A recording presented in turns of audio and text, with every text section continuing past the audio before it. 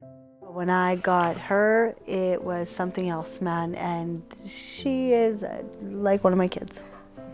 It's my baby. She just means the world to me because I got her at a pretty pinnacle time in my life, and she just helped me through a lot. I was looking at anywhere from $500 to $1,000 to spay my dog. I have 500 kids, right? So if it comes down to forking out, I just didn't have it.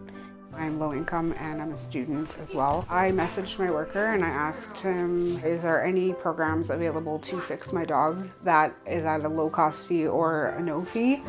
And he said, let me look into it for you. The UCVM-CUPS Fund was inspired by myself attending the pet health clinics that we host here. It was also inspired by a lot of feedback that I heard from my peers. They're only hosted limited amount of times throughout the year, and we wanted to do something that would bridge the gap between the times we would see patients here at the CUPS clinics and when they're out in the community. We wanted to help disadvantaged Calgarians and their pets, but also create a program, a structure for our students to have real-life, hands-on learning, which came to be as the UCVM-CUPS Pet Health Clinic.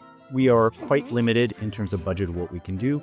A lot of things that we do is preventative medicine, consultations, advice, etc. We just don't have the funds to help pets beyond that. So I was blown away when students came to me with this idea. What we want is for pets to stay at home with their owners. Whenever we use the fund, a student is involved when that fund is spent. That fund has been absolutely invaluable, and it's helped, I can tell you already, probably about 15 patients that we just wouldn't have had the ability to help, and now we can, which is just incredible.